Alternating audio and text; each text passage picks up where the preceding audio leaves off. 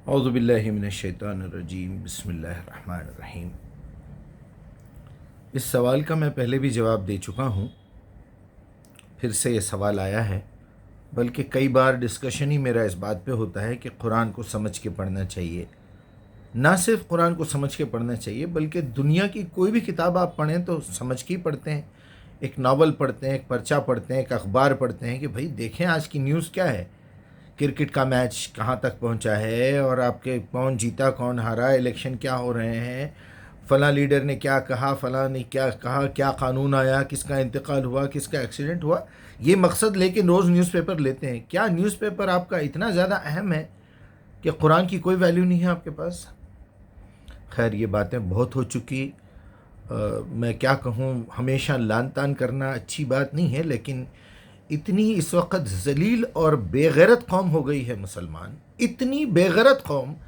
کہ جس کو یہ بھی احساس نہیں رہا کہ میں صبح سے شام تک کیا کرتا ہوں، مجھے کوئی احساس نہیں ہے۔ بھائی آپ کا سوال وہی پرانا سوال ہے کہ ہم اتنا کچھ ہونے کے باوجود، اتنا میڈیا ہونے کے باوجود، اتنی کتابیں چھپنے کے باوجود، اتنے بیانات سننے کے باوجود ہماری زندگی میں عمل کیوں نہیں آ رہا ہے؟ ہم جھوٹ بولتے ہیں، ہم وعدہ خلافی کرتے ہیں، ہم سب کچھ کرتے ہیں۔ میں بس آ رہا ہوں، میں 9 بجے پہنچ رہا ہوں، میں یہ کرتا ہوں، میں وہ کرتا ہوں، میں کل سے لا لوں گا، میں کل سے کر دوں گا، میں یہ کروں گا۔ میں کسی ایک پرسن کی بات نہیں کر رہا ہوں، پورا معاشرہ اس میں ڈوبا ہوا ہے۔ اگر ایک بیچارہ اچھی نیت بھی کر لے تو وہ اس قدر پھنسا ہوا ہے یہ دلدل میں۔ اس کی وجہ جتنے بار آپ سوچیں گے، آپ اس لفظ کے اوپر پہنچیں گے کہ عبادت کیوں نہیں ہو رہی ہماری۔ ہم نے عبادت قبول کی نہیں میرے بھائی، ہم اسلام کے دائرے میں، ایمان کے دائرے میں نہیں آئے۔ ہم نے پرپزلی کوئی سوچ سمجھ کے، ہم نے اللہ کو پورا معلومات کر کے، اللہ کے بارے میں اس کی بھیجی ہوئی کتاب کو سمجھ کے، اس کو پڑھ کے، ایک 600 صفحے کی کتاب ہے بس۔ آپ یقین مانیے، اگر دوسری تیسری جماعت کے بچوں کی کتابیں جمع کریں جو اسکول میں پڑھائی جاتی ہیں، چوتھی پانچویں جماعت کی، تو اس سے زیادہ ہوگا وہ سلیبس، اس سے زیادہ، جبکہ اس کے اندر 77% جو ہے، 70% باتیں ریپیٹڈ ہیں، 30% محکمات ہیں بس، 28%۔ تو کیا ہم لوگوں میں اتنی بھی غیرت نہیں ہے کہ اس کتاب کو سمجھ کے پڑھیں؟ ارے کم از کم نہیں پڑھ سکتے، اتنے جاہل ہے تم، آنکھیں ہوتے ہوئے بھی اگر اندھے بنے ہوئے ہو، کان ہوتے ہوئے بھی گونگے بہرے بنے ہوئے ہو، تو کم سے کم کسی کو بٹھا کے پڑھوا لو، یوٹیوب پہ لگا کے دیکھ لو، آدھے گھنٹے میں ایک اردو کا ترجمہ پارا ہوتا ہے، لیکن ماننے کے لیے کوئی تیار نہیں ہے۔ ایک لفظ، ایک نماز کے بعد ایک لفظ، چلو تم نماز نہیں بھی پڑھتے ہو تو کیا دن بھر میں 5 لفظ تم نہیں لکھ سکتے، ایک آیت نہیں لکھ سکتے؟ کس قدر نالائق، کس قدر ذلیل، کس قدر کمینے، کس قدر ناپکار، لعنتی، ملعون قوم ہے، آپ اندازہ کیجئے۔ اور ان میں کے بڑے ملعون جو ہے وہ ان کے مولوی ہیں، جو یہ بتاتے ہیں بیٹھ کے ممبر پہ کہ قرآن کو ڈائریکٹ نہیں پڑھنا ورنہ تم گمراہ ہو جاؤ گے۔ بات بالکل سچی ہے ان کی، ان کے کفر کے راستے سے گمراہ ہو جاؤ گے، ان کی دکان پہ سے سامان لینا چھوڑ دو گے۔ اگر تم کو مرغی کاٹنا آ گیا، ذبح کرنا آ گیا، تو تم وہ مولوی سے، 3rd کلاس مولوی سے ذبح نہیں کرواؤ گے، بلکہ اس سے اپنی خود کی وہ کر لو گے۔ تو بھائی لمبا چوڑا بیان کر کے کوئی فائدہ نہیں ہے، یہ بے غرض ذلیل قوم ہے، مگر سمجھانا ہمارا کام ہے۔ ہم نے اسلام کو سمجھ لیا ہے، ہم نے اپنی زندگی سمجھ لی ہے، ہماری پیدائش کیسے ہوئی، ہم پیدا ہونے سے پہلے کہاں تھے، ہم مرنے کے بعد کہاں جانے والے ہیں، ہمارے ساتھ کیا ہونے والا ہے، ہم کو اس اللہ کی کتاب نے بتا دیا ہے۔ اور یہ ذمہ داری ڈال دی ہے کہ یہ کتاب کو پہنچانا ہے دنیا تک، اس میں کہ جتنے اہم اہم مدعے ہیں، پیار سے، ڈرا کے، دھمکا کے، اس کو لان تان کر کے پہنچاؤ، آخری میں اپنی جان دے دو، مگر یہ بات کو پہنچاؤ۔ اگر کوئی تمہارا راستہ روکے، تمہاری جان لینے کی کوشش کرے، تو تم حتی الامکان اپنی جان بچانے کی کوشش کرو، سیلف ڈیفنس کرتے رہو، ورنہ مر جاؤ، شہید ہو جاؤ، موت تو تمہیں آنا ہی آنا ہے، لیکن یہ بات دنیا تک پہنچاؤ۔ ادعو الی سبیل ربک بالحکمہ والموعظۃ الحسنہ وجادلوا باللتی ہی احسن۔ خیر، بہرحال اس کا اگر فرق آپ کو سمجھنا ہے کہ ہمارے اندر یہ عمل کیوں نہیں آ رہا ہے، تو آپ یہ سمجھ لیجئے، خاص طور پہ جو لوگ مسلمانوں میں پیدا ہو جاتے ہیں، ان کے اندر ایک غلط فہمی ہے کہ میں جنتی ہوں، کیونکہ میرا باپ جنتی ہے، میرا دادا جنتی ہے۔ تو بھائی جب یہ دنیا آدم اور حوا سے شروع ہوئی تھی، وہ آلریڈی جنت میں تھے، کیوں نکالے گئے؟ ایک گناہ کی وجہ سے کہ وہ درخت کے پاس نہیں جانا، وہاں کا پھل نہیں کھانا، کھائے، نکال دیے گئے۔ اب ایک گناہ لے کے بھی آپ جنت میں داخل نہیں ہو سکتے، نہ وہ گناہ جسمانی ہونا چاہیے، اور نہ آپ کے پیٹ میں اگر غذا حرام ہے تو بھی آپ اندر نہیں جا سکتے، اور آپ کی شرمگاہ اور آپ کی زبان اخلاق سے جو ہے آراستہ ہے تو ٹھیک ہے، ورنہ اگر وہ بد اخلاق ہیں، وہ غیر محفوظ ہے آپ کی شرمگاہ، تو آپ نہیں جا سکتے، نہیں جا سکتے، کبھی نہیں جا سکتے۔ خالدین فیہا ابدا، 77 مرتبہ نکال کے بتا دیا ہوں، 77 ٹائمز۔ یہ جھوٹا دھوکہ دے کے رکھے ہوئے ہیں آپ کو، کچھ دن جہنم میں رہیں گے، وہاں سے نکال کے لا لیں گے، جھوٹا دھوکہ، بالکل دھوکہ دیا گیا ہے آپ کو۔ تو پھر میں مدعے پہ آتا ہوں، وہ یہی ہے کہ مسلمانوں میں اگر پیدا ہو گیا تو وہ مطمئن ہو گیا، وہ عادتاً کوئی کام کر رہا ہے۔ عبادت اور عادت کا فرق یہی ہے۔ عبادت اسے کہتے ہیں جب آدمی اپنے آپ کو محسوس کرے کہ میں کیا ہوں، میری حیثیت کیا ہے، میرا خالق کون ہے، مجھے میرے خالق کی غلامی کرنا ہے، میں اپنے آپ کو سرنڈر کرتا ہوں، جو اختیارات تو نے مجھے دیے تھے وہ اختیارات بھی میں تجھے دے رہا ہوں۔ وہ کہہ رہا ہے میں فری میں لینے کے لیے تیار نہیں ہوں، میں ان اختیارات کے بدلے میں تمہیں جنت دوں گا، تم اپنی مرضی، اپنے اختیارات، اپنے ارادے مجھے بیچ دو گے تو میں جنت کے بدلے میں اس کو خریدوں گا۔ تم جیسا ہی تمہاری موت آئی، 60 70 سال 50 سالوں میں میرے پاس آؤ، میں تمہیں جنت دوں گا اس کے بدلے میں، فری میں دیا ہے لیکن خریدوں گا۔ ان اللہ اشترى من المؤمنین انفسہم، ان کی مرضی، ان کی پرسنالٹی، واموالہم، ان کے مال، بان لہم الجنہ۔ سورہ توبہ 9 نمبر پہ ہے، اس کی 111 آیت ہے، میں کئی بار بتا چکا ہوں کہ 111 911 اگر آپ یاد رکھیں گے تو 9111 9 نمبر کی صورت ہے، 111 نمبر کی آیت ہے۔ تو عادت اور عبادت میں یہ فرق ہے۔ عادت میں بچپن سے بابا جو ہے انگلی پکڑ کے لے گئے، قبرستان بھی لے گئے، قبروں پہ سجدے بھی کروائے، درگاہوں پہ بھی لے گئے، مرشدوں کے پیر پڑوائے، مرشدوں کا تھوک، ان کی گندگی، ان کا جھوٹا کھانا کھلائے، ان کے پیر پڑوائے،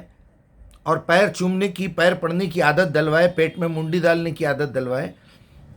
مسجد کو بھی اسی طرح لے جاتے رہے، اور اسی نالائق کی طرح، اسی ذلیل قسم کے باپ کی طرح بیٹا بھی ذلیل بن گیا، جماعت والے بھی نکلے تو ذلیل کے ذلیل رہ گئے، اور آگے آنے والے جو نالائق، جو دھوتی پہن کے بٹو لگا کے، جس کو سورہ فاتحہ کلمہ بھی نہیں آتا تھا، ان نالائقوں بھی کلمہ پڑھا کے، نماز یاد دلا کے اپنے جیسے گدھے اور اپنے جیسے بکرے بنا لیے۔ اور ایک فرقہ ہے تلوار لے کے نعرے تکبیر، اللہ اکبر، لڑائی جھگڑا، رفع یدین، انگلی کا اشارہ، اور رکعت یہاں باندھنا، مکھیاں جھپنا اور ٹانگیں چیر کے ٹھہرنا، اس کے علاوہ ان کے پاس دین کوئی نہیں ہے۔ باقی تو بریلوی ہیں، وہ تو گدھے، جس کی بات میں ابھی کر رہا تھا، بالکل نالائق، وہ امام بھی نالائق، وہ بھی جاہل اور یہ بھی جاہل، یہ سب عادتاً کر رہے ہیں یہ کام، جو کہ ابلیس کی عادت ہے۔ ابلیس کا کیا تھا معاملہ؟ اللہ نے حکم دیا کہ میں آدم کو پیدا کر رہا ہوں، وہ جیسے ہی اٹھے تم سجدے میں میں بنا لوں تو تم سجدے میں گر جانا۔ سوال فرشتوں نے بھی کیا تھا کہ ہم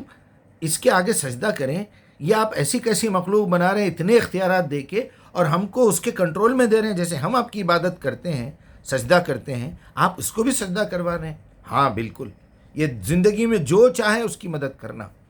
اس کو میں پورے اختیارات دے کے بھیج رہا ہوں، جو چاہے کر کے بتائے۔ اس میں سے جو اچھے لوگ ہوں گے یہ زمین کے پورے چھپے ہوئے رازوں کو نکالیں گے، ایک دوسرے کو سہولت پہنچائیں گے، ایک دوسرے کی حفاظت کریں گے، چھت بنا کے دیں گے، ہاسپٹلز کھولیں گے،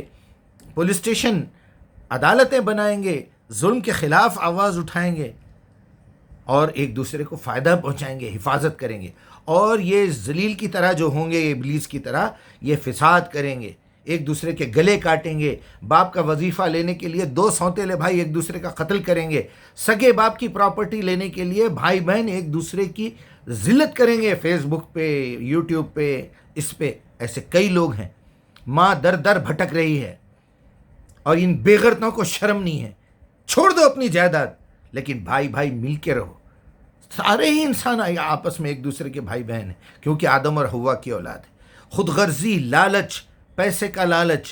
اور بے حسی اس قدر بڑھ گئی ہے کہ ہم ایک دوسرے کی جان لینے کے لیے تیار ہو گئے۔ ابلیس نے انکار کر دیا کیونکہ وہ اللہ کو سجدہ کرنے کا عادی تھا، اس کو عادت تھی، لیکن فرشتوں نے اس میں بھی عقل استعمال کر کے اس کو عبادت بنایا، سوچ سمجھ کے سجدہ کیا آدم کو۔ عادت اور عبادت میں یہی فرق ہے کہ عبادت سوچ سمجھ کے ہوتی ہے، غور و فکر کے ساتھ ہوتی ہے، پوری قرآن کو سمجھ کے، پورے میٹر کو سمجھ کے، پوری دنیا کی تاریخ کو سمجھ کے، کتنی کتابیں آئی، کتنے انبیاء کا ذکر اللہ نے کیا ہے، آخرت میں کیا ہونے والا ہے میرے ساتھ، پورے شعور میں آ کے ایک ایک لفظ پہ غور کر کے کرتا ہے، آہستہ آہستہ آہستہ اپنا پیوریفیکیشن کرتا ہے۔ اگر آپ پیدا ہوئے بچے کو لے کے 2 سال کی عمر کے بعد تیسرے سال سے اس کو کم سے کم ہاتھ میں چاک پیس دے کے الف بے تے سکھائیں، بھلے وہ 1 سال میں الف بے تے سیکھ لے، 7 سال کی عمر میں وہ قرآن پڑھنے کے قابل ہو جائے گا، 23 سال کی عمر کا ہونے تک وہ پوری قرآن کا حافظ، عالم، فاضل، مفتی سب کچھ بن سکتا ہے، باقی بہترین سائنٹسٹ بن سکتا ہے، بہترین ڈاکٹر، بہترین انجینئر بن سکتا ہے، لیکن اتنا بگاڑ دیا گیا ہے ٹریک کو۔ اب تو خیر ہاتھوں میں میڈیا ہے، آپ کے پاس کمیونیکیشن ہے، آپ کا وقت صبح سے شام تک ریلز دیکھنے میں، فیس بک میں، انسٹاگرام میں، ان میں چلا جا رہا ہے۔ میں اپنا کام پورا کر رہا ہوں الحمدللہ، میں اپنی کوشش کے مطابق، اپنی استطاعت کے مطابق آپ لوگوں کو سمجھا رہا ہوں، آپ لوگوں کے سوالات کے جوابات دے رہا ہوں۔ تھوڑا سا لمبا ہو جاتا ہے میٹر، کیا کروں، بے غیرتی اتنی ہے۔ ان 3 بے غیرتوں کا واقعہ یاد آ رہا ہے کہ تینوں کہتے تھے کہ میں بڑا بے غیرت ہوں، دوسرا کہتا تھا میں بڑا، تیسرا میں بڑا۔ ایک بڑھیا آ رہی تھی، ایک نے بڑھیا کی لاٹھی کو لات مارا اور اس کو گرا دیا، کہا دیکھو میں کتنا بڑا بے غیرت ہوں۔ دوسرے نے آ کے بڑھیا کے اوپر لات مار دیے، گری ہوئی بڑھیا کے اوپر، منہ پھٹ گیا، خون نکلنے لگا، اور بڑھیا کے کپڑے نکال دیے، اس کو برہنہ کر دیا، پھر کہا دیکھ میں تیرے سے بڑا بے غیرت ہوں۔ تیسرا خاموش کھڑا ہوا تھا۔ یہ دونوں نے کہا تو بالکل بے غیرت نہیں ہے، تو اپنے آپ کو بے غیرت بولنا چھوڑ دے، لوگ جو تجھے بے غیرت کہتے ہیں وہ غلط کہتے ہیں۔ تیسرے نے کہا نہیں، میں تم دونوں سے زیادہ بڑا بے غیرت ہوں، کیونکہ جس عورت کو تو نے لات مار کے گرایا اور تو نے ننگا کیا وہ میری ماں ہے، پھر بھی میں خاموش رہا۔ ویسی بے غیرت قوم ہو گئی ہے یہ، ویسی بے غیرت قوم جس کے پاس اللہ کی کتاب جلائی جا رہی ہے لیکن اس کو کسی قسم کا احساس نہیں ہے، روز جھوٹ، روز وعدہ خلافی، روز گالی گلوچ، روز بیٹھتے ہیں کرسیاں ڈال لے کے یا گھروں میں یا کہیں پر بھی فون پہ بات کرتے ہیں تو گالی، محفلوں میں جاتے ہیں تو گالی، ایک ایک مسخرے پن میں گالی۔ وہ اس کی ماں کو ننگا کر رہا ہے، یہ اس کی بہن کو ننگا کر رہا ہے، وہ اس کی ماں کو ننگا کر رہا ہے۔ تھو تھو تھو تھو تھو، لعنت ہے تم لوگوں پہ، لعنت ہے۔ وہ مسلمان ہو ہی نہیں سکتا جس کی زبان پہ گالی ہو،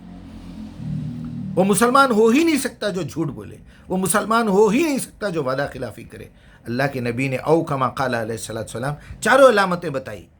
4 آنے منافق، جھوٹا،